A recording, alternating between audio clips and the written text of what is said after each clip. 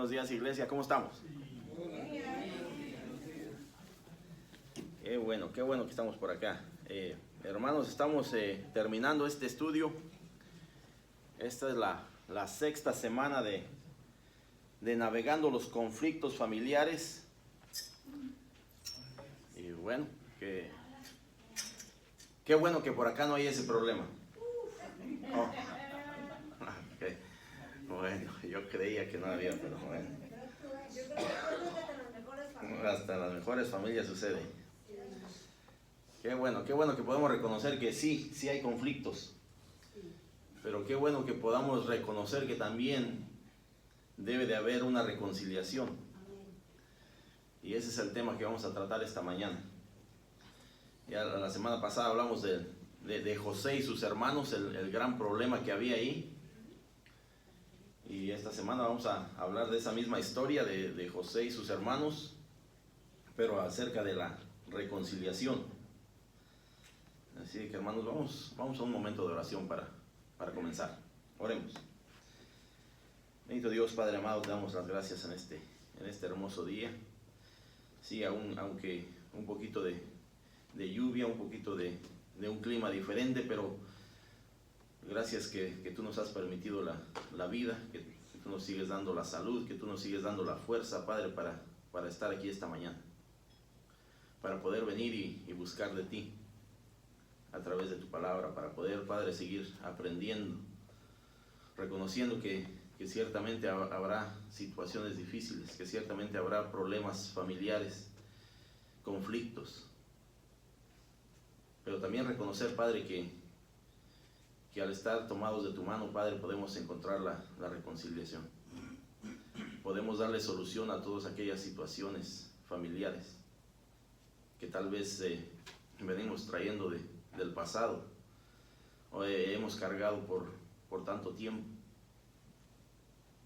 Bendito Dios, te pedimos que tú nos hables esta mañana, que tú nos des el entendimiento, nos des la sabiduría, Padre, para entender, Padre, que a través de ti todo es posible.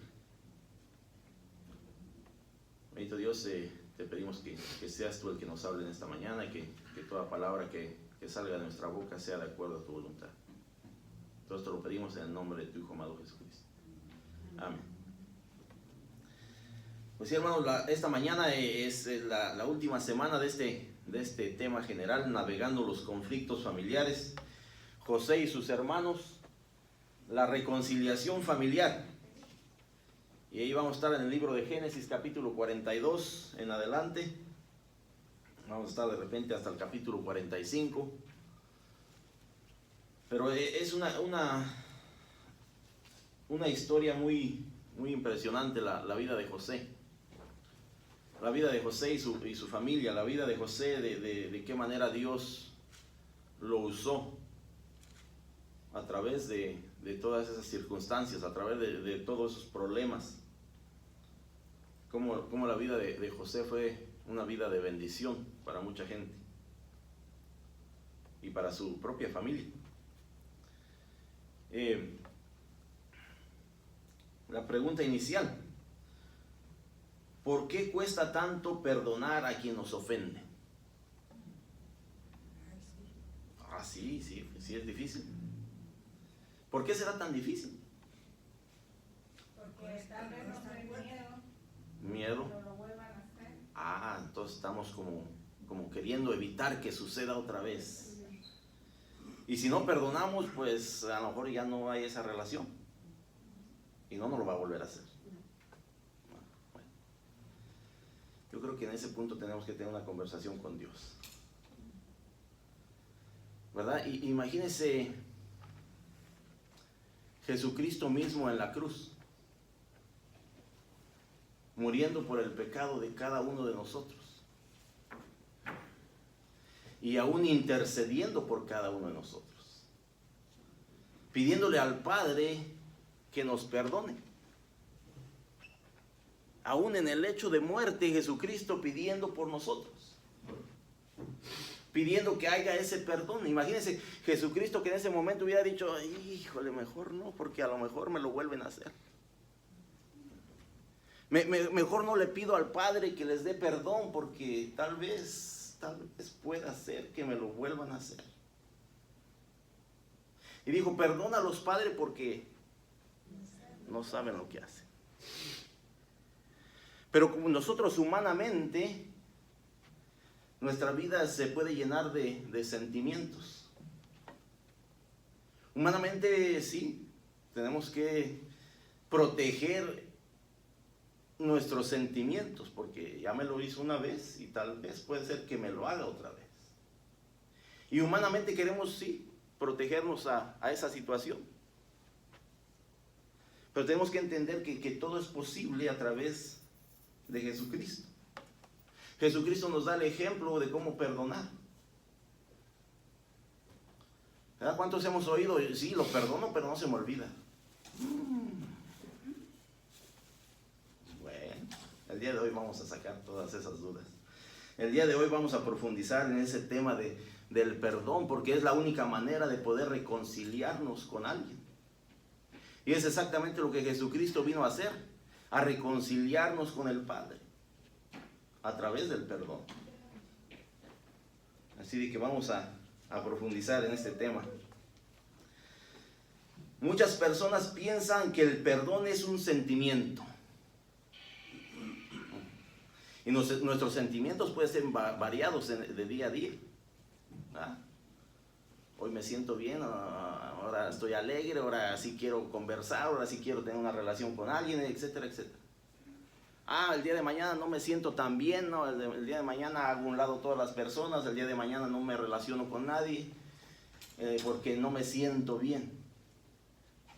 Entonces, ¿cómo funciona? Que tenemos que entender que el perdón no es un sentimiento.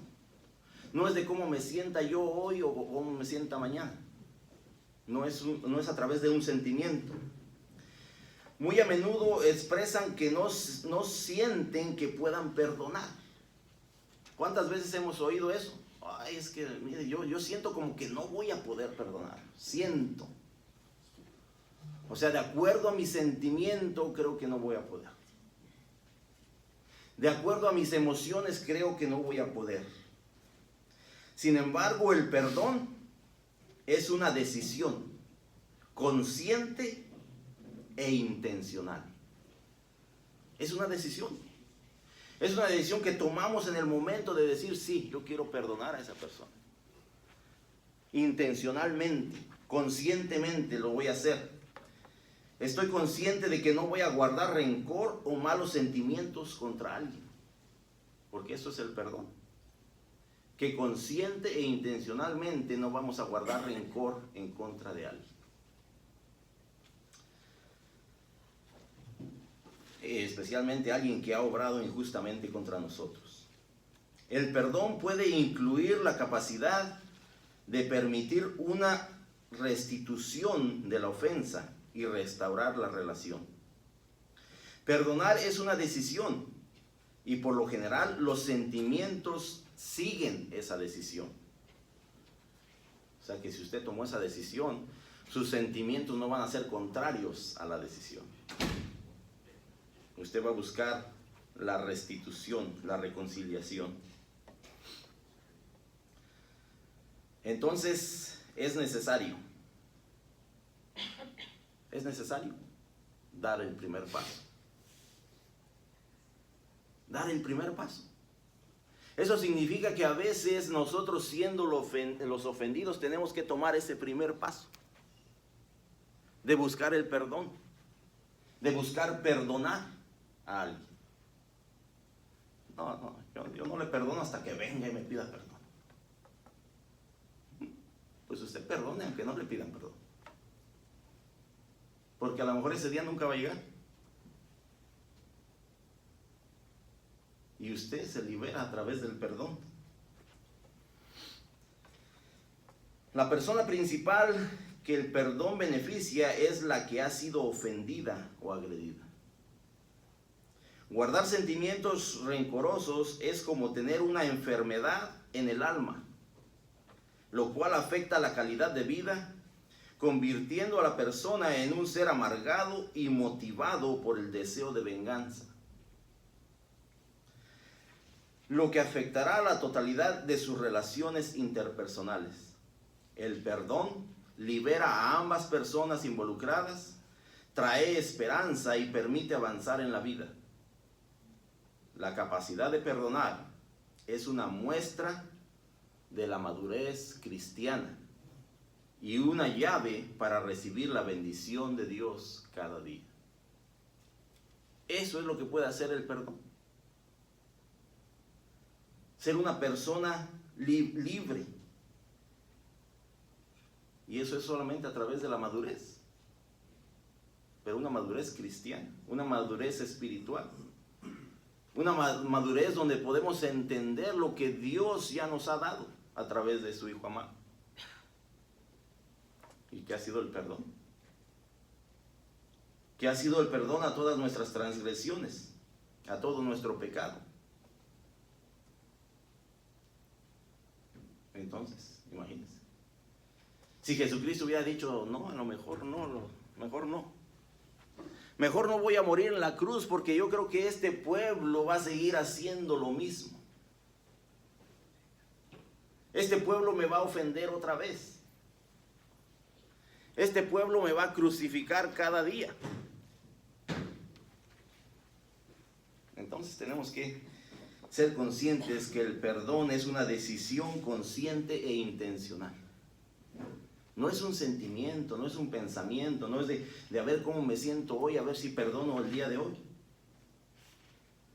Es a través de que nosotros estamos madurando espiritualmente y entendemos lo que ya ha sido hecho por cada uno de nosotros. Quiero invitar a alguien que vaya al libro de Génesis capítulo 42, verso 3 al 5. Amén. Y descendieron los 10 hermanos de José a comprar trigo en Egipto. Mas Jacob no envió a Benjamín, hermano de José, con sus hermanos, porque dijo, no sea que le acontezca algún desastre.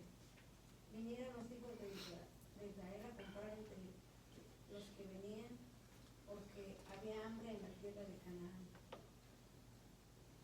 Amén. Vamos a pensar un poquito en la historia de José. ¿Usted cree que José en algún momento de su vida pudiera haber sentido ese sentimiento de venganza? Puede ser. Puede ser. Por todo lo que había vivido, por todo lo que sus hermanos le hicieron, y que ciertamente no lo mataron, pero lo vendieron como esclavo. Y después de eso llega a la casa de ¿quién? De Potifar. Y es el sirviente. Y después, por razones fuera del lugar, lo meten a la cárcel. Y dentro de la cárcel describe dos sueños que habían tenido dos presos que estaban ahí. Y le dice a uno, no se olviden de mí. Y dice que pasaron algunos años y ya aquellos hombres estaban restituidos en su puesto, o uno de ellos, el otro murió. Y llega el punto donde se acuerdan de José. Y ahora viene a ser la mano derecha del faraón en Egipto. Con un plan, con un propósito de Dios. Pero la pregunta es si nosotros entendemos el plan y el propósito de Dios a través de las circunstancias. A través de que alguien me ofende, a través de que alguien me hizo daño. Si entendemos que detrás de eso puede haber un plan de Dios. Pero aquí entonces entramos a ese momento donde empieza el hambre en toda la tierra.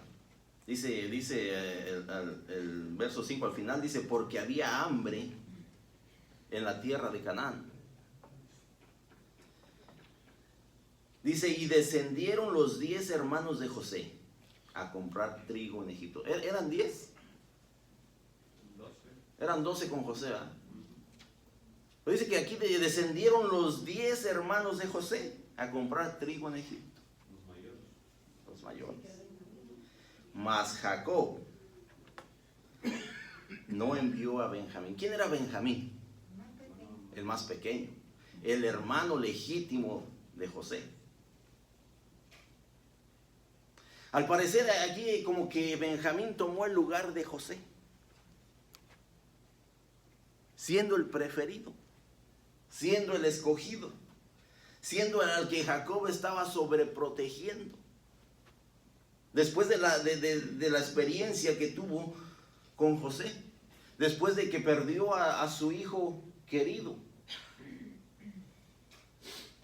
Ahora, Jacob no envió a Benjamín, hermano de José, con sus hermanos porque dijo, no sea que le acontezca algún desastre. Los otros 10 estaban exentos de eso. Tenía miedo que los hermanos decían lo mismo. Tenía miedo que le sucediera lo mismo que le había sucedido a José. Porque estos eran los dos hijos, José y Benjamín, de la mujer que él amaba. La pregunta es,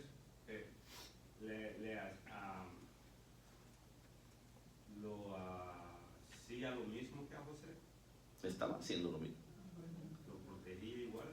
¿Lo escondía? Jacob seguía teniendo favoritismo por algunos de sus hijos. Así como él había experimentado eso en su familia, con su madre, ahora lo estaba haciendo con sus hijos, con algunos de ellos. Pero podemos ver que aquellos 10, de alguna manera había una unidad familiar.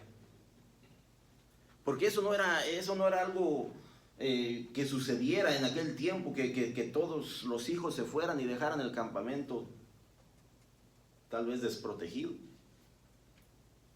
Las circunstancias que estaban viviendo en aquel momento, que era una circunstancia de hambre, de necesidad, hizo que Jacob enviara a todos el resto de sus hijos a conseguir el alimento.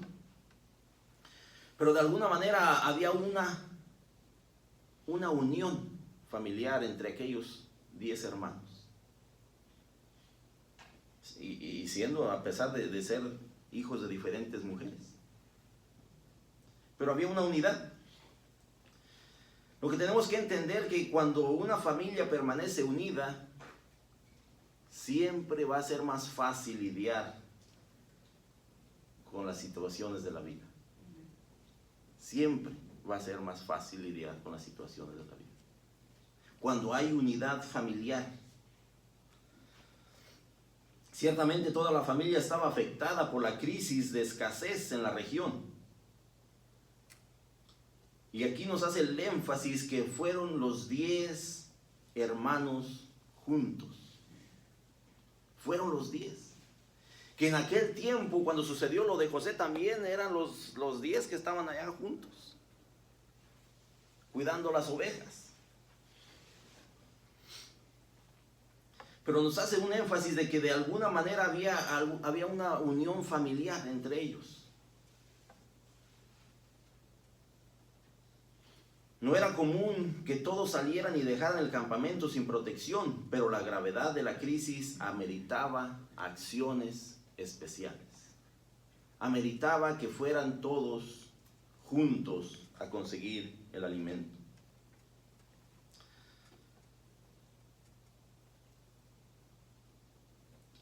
Por lo general, las experiencias del pasado afectan nuestro presente. Por lo general, algunas situaciones que hemos vivido de alguna manera van a afectar nuestro presente y nuestro futuro. Y vemos que lo que había anteriormente con José, hasta ese momento estaba afectando la vida de Jacob. Estaba afectando la vida de Jacob. Él seguía, ahora él tenía esa incertidumbre, esa ansiedad, y por esa ansiedad e incertidumbre es que deja a Benjamín ahí. No quería que le pasara lo mismo que le había pasado a José. Y eso estaba afectando su presente.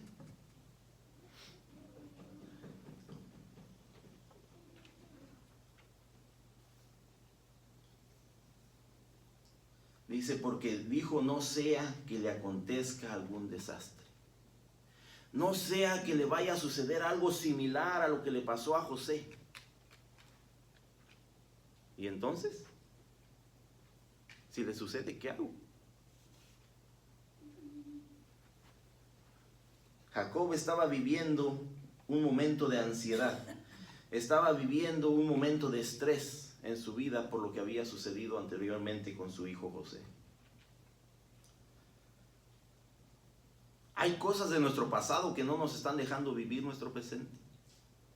Hay algo en nuestra vida que sucedió hace muchos años y que hasta el día de hoy tal vez no nos está dejando avanzar. Estamos viviendo con temores, con ansiedades, con estrés. Eso es lo que estaba viviendo Jacob, ¿verdad? Dice la palabra que él estuvo de luto por muchos días. Él estuvo en ese dolor por mucho tiempo cuando perdió a su hijo José. Y hasta este momento no había podido liberarse de aquel dolor. Y estaba viviendo con ansiedad. Amén, no sabía. Él pensaba que había muerto. Sí, las experiencias pasadas afectan nuestro presente. Muy a menudo se menosprecia el impacto que los traumas del pasado causan en nuestro presente. Muy a menudo a lo mejor ni atención le hemos puesto a esas situaciones del pasado, pero de alguna manera nos están afectando el día de hoy. Jacob seguía afectado por la pérdida de José. Temía que también le fuera a suceder lo mismo a Benjamín, su hermano. Pues la realidad es que nosotros en el pasado podemos encontrar muchas buenas lecciones para aplicarlas en nuestro presente. Porque ahí es donde nosotros aprendemos. A través de esas circunstancias, a través de aquellos momentos difíciles, a través de aquellas situaciones de necesidades que nosotros podemos aprender para tener un mejor futuro.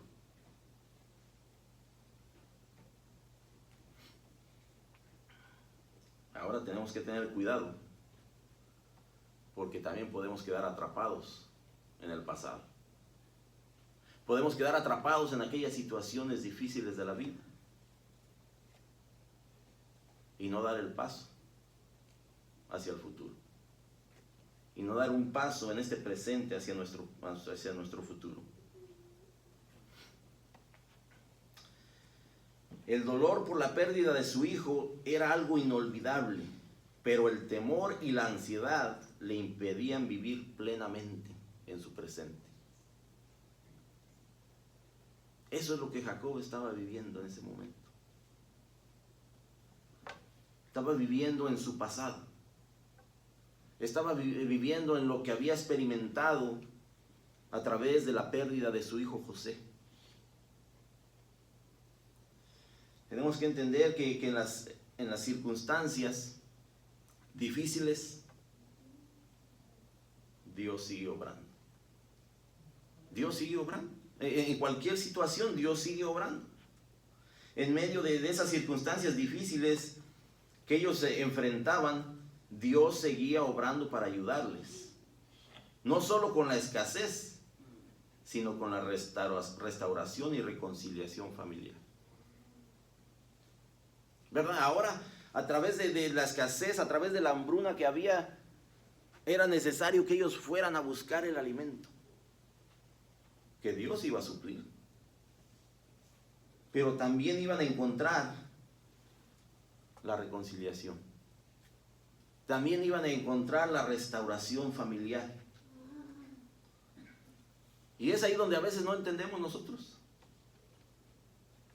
¿Cómo de situaciones tan difíciles va a salir algo bueno? ¿Cómo es eso? ¿Cómo funciona? El problema es cuando nosotros humanamente nos damos por vencidos y no entendemos el plan de Dios. Y decimos, ya no puedo. Esta situación es muy difícil. Esta situación no me ha dejado avanzar hacia un futuro. Nadie podría imaginar que en Egipto, además del trigo, estaría José. ¿Quién iba a imaginar o quién sabía en aquel momento qué es lo que había sucedido con José? ¿Ya? Habiéndolo vendido como un esclavo. Nadie sabía qué había sucedido con José, pero a pesar de encontrar alimento, iban a encontrar a su hermano. Ahí es donde podemos entender que Dios sigue obrando para bien. El plan de Dios es perfecto y ninguna cosa o ninguna persona puede estorbar. El plan de Dios sigue siendo perfecto. Y a pesar de nosotros, Dios cumplirá su plan. A pesar de lo que nosotros digamos o hagamos, Dios va a cumplir su plan. Y es la voluntad de Dios que el perdón sea parte de nuestra caja de herramientas emocionales. Ese es el plan de Dios. Esa es la voluntad de Dios. Que el perdón sea parte de nuestra caja de herramientas emocionales, y para aplicarlo es necesario enfrentar adecuadamente las partes implicadas en el conflicto. Pero ¿cuántos de nosotros nos gusta enfrentar esa situación? ¿Cuántos de nosotros nos gusta ir y buscar el perdón, aún siendo los afectados?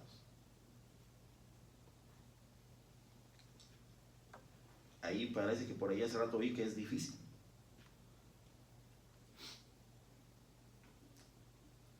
Dígame cuántas cosas en esta vida son difíciles. Para muchos de nosotros es difícil levantarnos todas las mañanas. Pero lo hacemos. ¿Por qué? Porque tenemos una responsabilidad. Una obligación. Pues mire que el perdón es nuestra responsabilidad y nuestra obligación como cristianos. Entonces, ¿qué tenemos que hacer? Obedecer. Esa es la realidad del creyente, que es nuestra responsabilidad y obligación buscar el perdón. Y tenemos que hacerlo. Ahora todos tendrían la oportunidad de encarar su error y decidir entre el arrepentimiento o la apatía. Es una decisión. Es una decisión si nosotros buscamos el arrepentimiento o en realidad simplemente somos apáticos y lo que queremos es venganza. Es nuestra decisión. Es lo que nosotros queremos hacer. ¿Cuál de las dos? Dios siempre nos da segundas oportunidades. Siempre. Siempre. Si nosotros podemos contar las segundas oportunidades que hemos tenido en la vida, tendríamos que hacer un libro como la Biblia, para anotar ahí cada segunda oportunidad que Dios nos ha dado.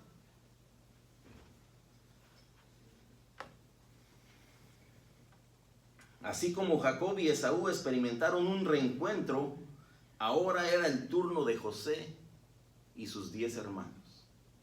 Sí recordamos la historia de Esaú y Jacob, ¿verdad?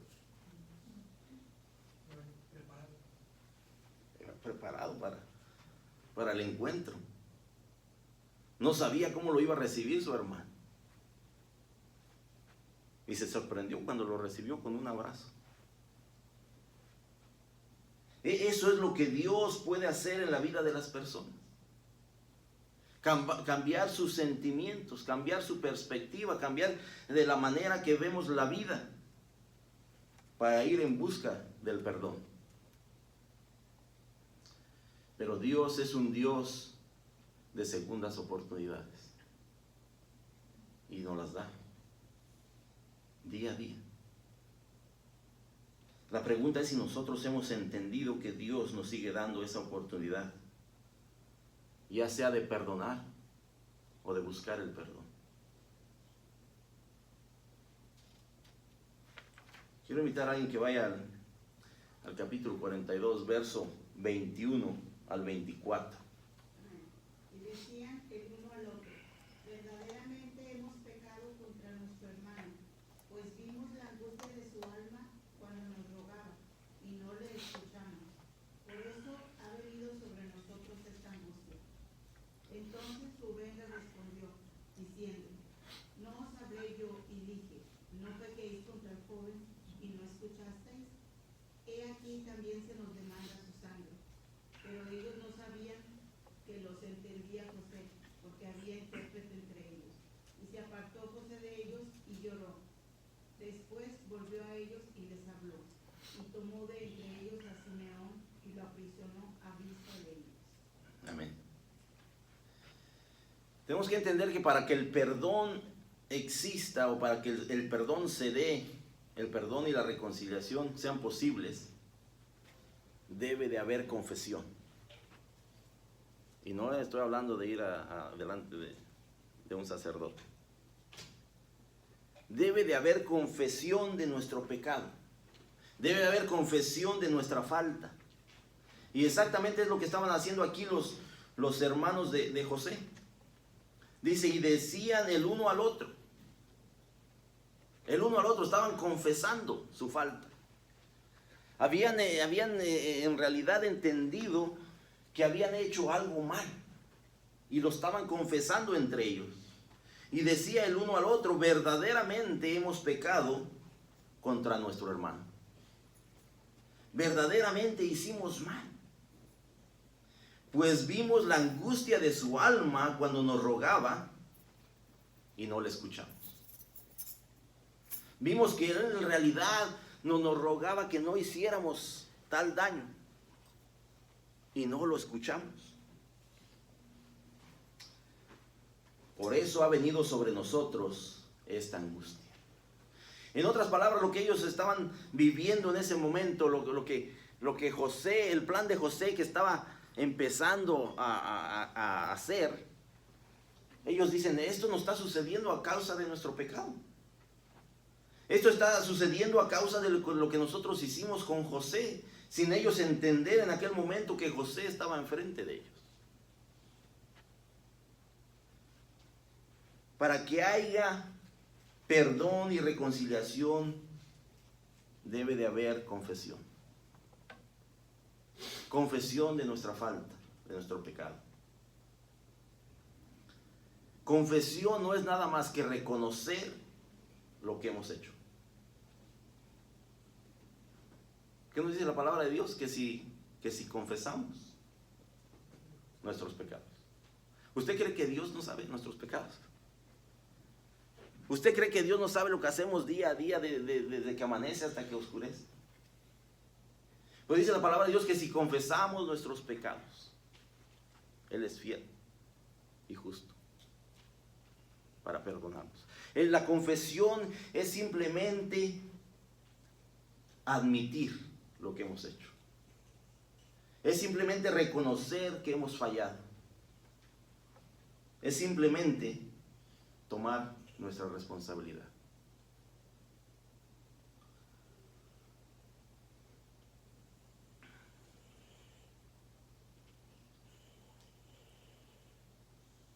Es posible que luego del incidente los hermanos de José nunca hablaran del tema en voz alta. Es posible de que después de lo que habían hecho con su hermano jamás volvieron a hablar del tema. Pero ahora, en este momento, estaban confesando el uno al otro. Estaban reconociendo lo que habían hecho con su hermano. Cuando el ofensor confiesa y reconoce detalladamente su error, se produce un efecto sanador en el ofendido. José estaba presente. José estaba presente. Ellos pensaban que José no les entendía nada de lo que estaban hablando, pero José estaba oyendo cada palabra de que ellos estaban reconociendo su error. Y eso le estaba dando sanación.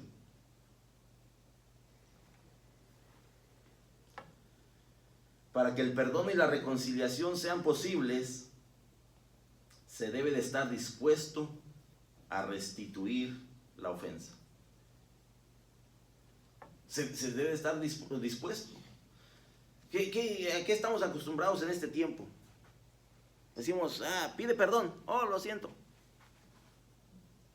¿Y eso qué fue?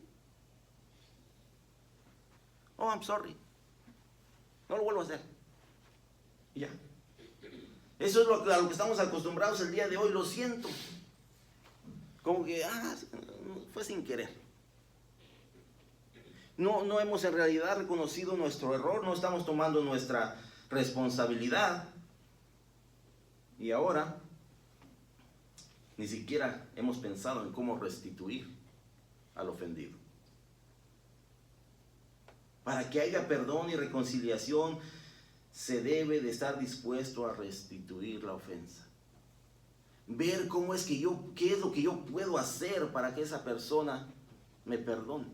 ¿Qué es lo que es necesario hacer para que aquella persona esté bien en lo que yo hice? Tenemos que restituir al ofendido.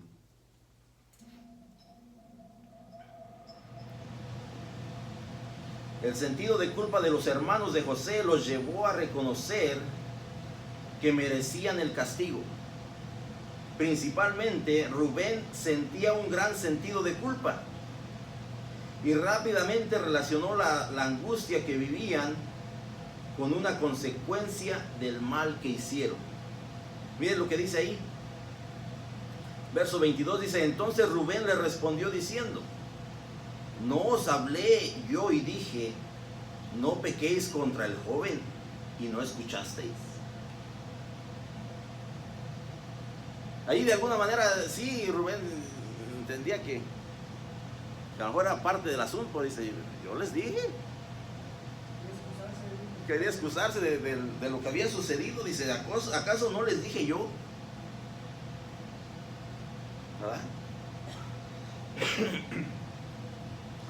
Dice, he aquí también se nos demanda su sangre. He aquí él está entendiendo que lo que están viviendo en ese momento es causa de lo que habían hecho. Pero aquí lo que tenemos que enfatizar es que ellos están confesando su error. Ellos están confesando lo mal que habían hecho, sin saber que José estaba enfrente de ellos, sin saber que José estaba entendiendo todo lo que decían. Para que el perdón y la reconciliación sean posibles es necesario liberar el corazón. Eso ya está hablando del ofendido. José estaba presente, José estaba escuchando la confesión de ellos, reconociendo su error. Pero José en ese momento podría optar por hacer lo bueno o por hacer lo malo. José podría optar por perdonar o por tomar venganza. La pregunta es, ¿qué es lo que había en el corazón de José? La pregunta es, ¿qué hay en el corazón de nosotros cuando alguien viene a pedirnos perdón? Para decir, creo que no te puedo perdonar. Creo que lo que tú me hiciste es mucho más que simplemente pedir perdón. Y ahí es donde estamos lidiando algunos de nosotros. Porque decimos, sí, yo te perdono, pero no se me olvida. ¿Sabe qué es lo que hace Dios con nuestro pecado cuando Él nos perdona? Dice que lo echa a lo más profundo de la mar. Y todo está olvidado. Es un nuevo comienzo. Entonces, ¿por qué es tan difícil? Porque esa era la pregunta al principio. ¿Por qué se nos hace tan difícil perdonar? Si Dios nos ha dado esa capacidad. ¿Será nuestro orgullo? ¿Será nuestro dolor? ¿Será nuestra falta de humildad? ¿Será que pensamos ser mejor que el que nos ofendió? No sé. Pero para que haya perdón y reconciliación es necesario liberar el corazón de todo sentimiento adverso. Es liberar nuestro corazón de aquel sentimiento de rencor, de odio, de venganza.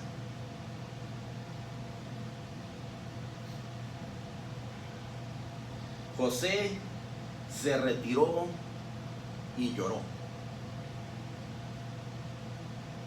José tenía la oportunidad en ese momento, porque él tenía la autoridad de vengarse de cada uno de sus hermanos. Pero José optó por retirarse y llorar. Y él se apartó de ellos y lloró.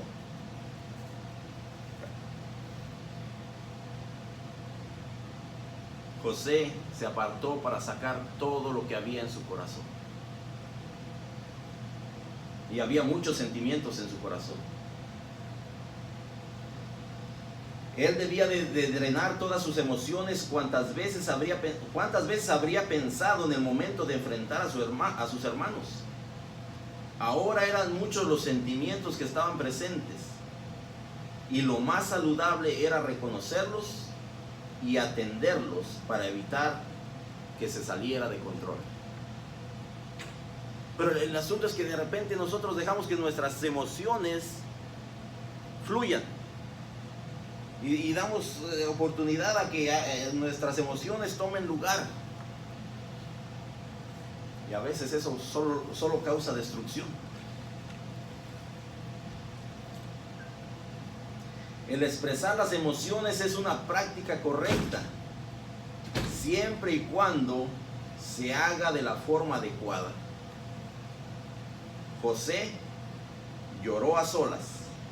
Ahí vació su corazón de toda carga emocional y así pudo prepararse para hacer lo correcto ante Dios y con sus hermanos.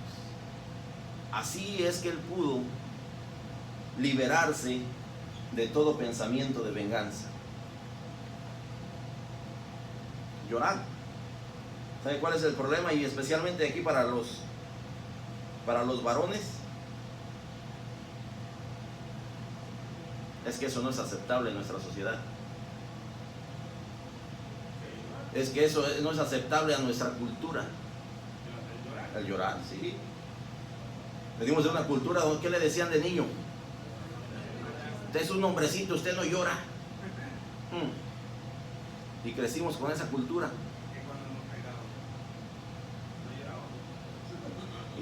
Y cállese porque le doy más. Ajá. ¿Sí? Venimos de una cultura donde nos enseñaron a que no debemos de llorar, especialmente los varones. Y José dijo: yo voy a llorar. Yo voy a sacar a través del llanto todas mis emociones para poder lidiar con esta situación. Y así lo hizo. Quiero invitar a alguien que vaya a Génesis 45, capítulo 45, verso 1 al 5, por favor. No podía ya José Amén.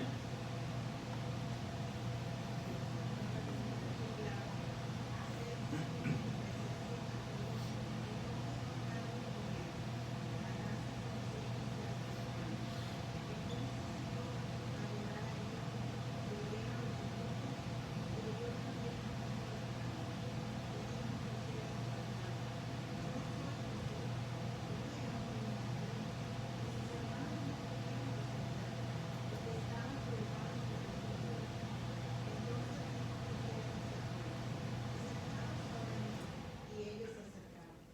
Y él dijo: yo soy José, vuestro hermano, al que vendisteis para Egipto. Ahora pues, no os entristezcáis ni os pese de haberme venido acá, porque para preservación de vida me envió Dios delante de vosotros. Amén.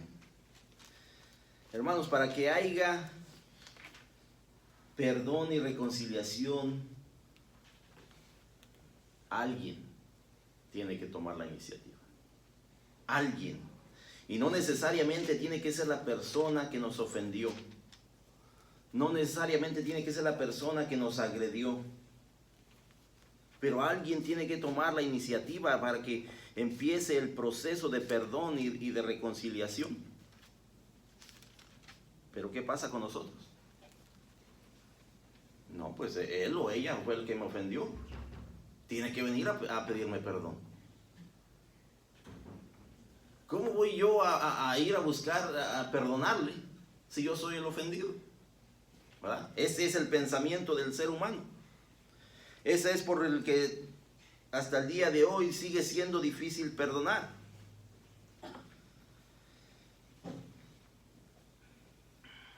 Uno de los principios más importantes de la vida cristiana, uno de los principios más importantes de la vida cristiana es el amor al prójimo. ¿Cómo podemos amar a alguien que no hemos perdonado? ¿Cómo? Es imposible. Y Jesucristo dijo así, el mandamiento más importante es amar a Dios sobre todas las cosas. Dice, pero el segundo, que es también importante, dice, es amar a tu prójimo como a ti mismo. Tenemos que buscar el perdón. Tenemos que buscar la reconciliación, aunque nosotros hayamos sido los ofendidos. Por eso es que Jesucristo estableció la regla de oro. ¿Sabe cuál es la regla de oro para el cristiano? Lucas 6:31. ¿Qué dice Lucas 6:31? Dice, y como queréis que hagan los hombres con vosotros, así también haced vosotros con ellos. Esa es la regla de oro. Como tú quieres que te traten, trata a los demás. Es la regla de oro para el cristiano.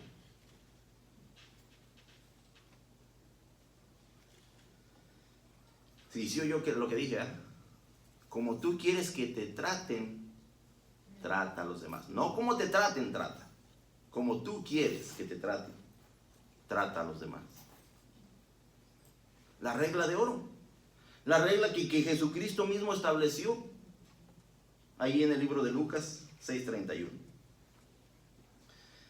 José tenía el poder para vengarse, pero al mismo tiempo era el único que entendía todo lo que estaba ocurriendo. Aún a pesar de lo que él había vivido, a pesar de todas las circunstancias de su vida, él en este momento entendía que todo esto era el plan de Dios. Que todo esto, a pesar de las dificultades que él tenía y había vivido. Dice, no podía ya José contenerse delante de todos los que estaban al lado suyo y clamó, haced salir de mi presencia a todos. Y no quedó nadie con él, al darse a conocer José a sus hermanos. Entonces se dio a llorar a gritos, y oyeron los egipcios, y oyó también la casa de Faraón. Y dijo José a sus hermanos, yo soy José. Yo soy José. Yo soy aquel que ustedes vendieron como esclavo. Yo soy aquel al que ustedes no querían como hermano. Yo soy José. Pero ¿cuál era su principal preocupación? Dice, ¿vive aún mi padre? ¿Vive aún mi padre? Él estaba preocupado por el entorno familiar. Y sus hermanos no pudieron responderle porque estaban turbados delante de él. Entonces dijo José a sus hermanos, acercaos ahora a mí. No dijo, este es mi momento de venganza. No dijo, este es el momento donde los voy a humillar. Dice, acercaos a mí. Y ellos se acercaron. Y les dijo, yo soy José vuestro hermano, el que vendisteis para Egipto. Ahora pues, no os entristezcáis, ni os pese de haberme vendido acá. ¿Qué está diciendo José? Eso que ustedes hicieron, dice, no se preocupen del pasado. No se preocupen de lo que hicieron. Dice, porque para preservación de vida me envió Dios delante de vosotros. José está entendiendo que todo lo que él había vivido era parte del plan de Dios, a pesar de las circunstancias, a pesar de tener enfrente de él aquellos que lo vendieron como esclavo. Y José tenía la oportunidad de hacer lo que él quisiera. Tenía el poder. Pero optó por el perdón. Ciertamente hemos escuchado muchas veces, sí, te perdono, pero las cosas ya no pueden ser igual. Ciertamente es lo que va a salir de muchas bocas de las personas. Sí, te perdono, pero las cosas ya no pueden ser igual. Claro que no van a ser igual. Claro que no.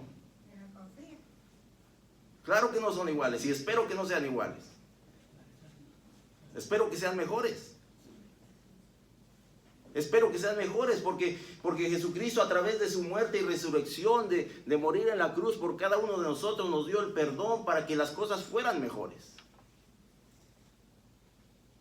Jesucristo no murió ahí diciendo, sí te perdono, pero las cosas no van a ser iguales. Jesucristo murió aún intercediendo por cada uno de nosotros, pidiendo perdón por nosotros. Entonces nosotros como seres humanos, ¿por qué pensamos que no podemos perdonar? Y que las cosas no van a ser iguales. No, es a través de los errores de la vida que las cosas tienen que ser mejores. Es a través de que nosotros perdonamos a alguien para que esa relación sea mejor, no igual. Ese es el pensamiento que nosotros como creyentes tenemos que cambiar. Claro que no van a ser iguales, sino usted pregúntele a Jesucristo. Él no nos perdonó para que las cosas fueran iguales. Él nos perdonó para que las cosas fueran diferentes y fueran mejores, para que ahora por la gracia de Dios tengamos salvación. Pero a nosotros se nos hace difícil perdonar.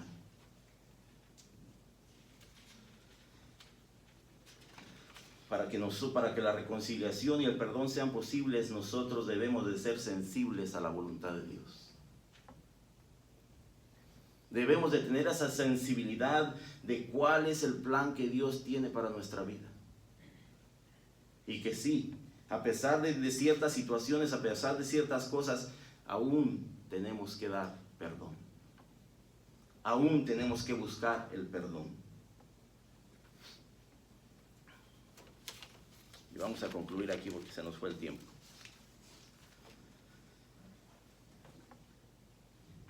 Como cristianos tenemos que reconocer que es nuestro deber de tener la misma actitud que Cristo tuvo.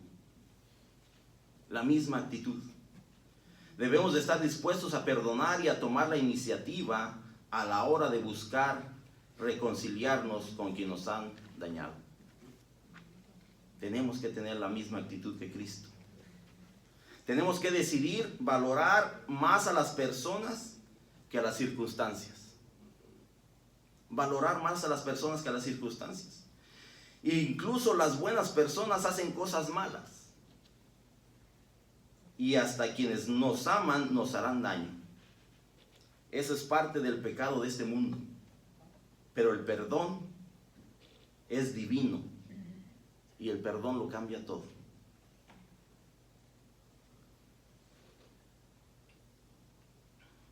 Entonces, si usted a lo mejor tiene a alguien en su mente a quien necesita pedirle perdón, o a quien necesita perdonar, hágase una listita. Hágase una lista de personas con quienes debe de dar un paso inicial para proporcionar la reconciliación y la restauración de esa relación personal. Haga su lista. Y ore pidiéndole a Dios valentía para ir y tomar ese paso inicial para buscar el perdón. Hermanos, este es el tema de las relaciones personales, de las relaciones familiares, de las relaciones que como creyentes sí se nos van a presentar en la vida. Y tenemos que buscar el perdón. Tenemos que buscar la reconciliación. Simplemente los voy a dejar con esta cita en Romanos 12, 16 al 18. Dice, unánimes entre vosotros, no altivos, sino asociándoos con los humildes. No seáis sabios en vuestra propia opinión. No paguéis a nadie mal por mal. Procurad lo bueno delante de todos los hombres. Si es posible, en cuanto dependa de vosotros, estad en paz con todos los hombres. En cuanto dependa de vosotros. Yo creo que todo el tiempo depende de vosotros. Todo el tiempo es simplemente de tener humildad para tomar esa decisión de perdonar. Hermanos, que Dios me los bendiga.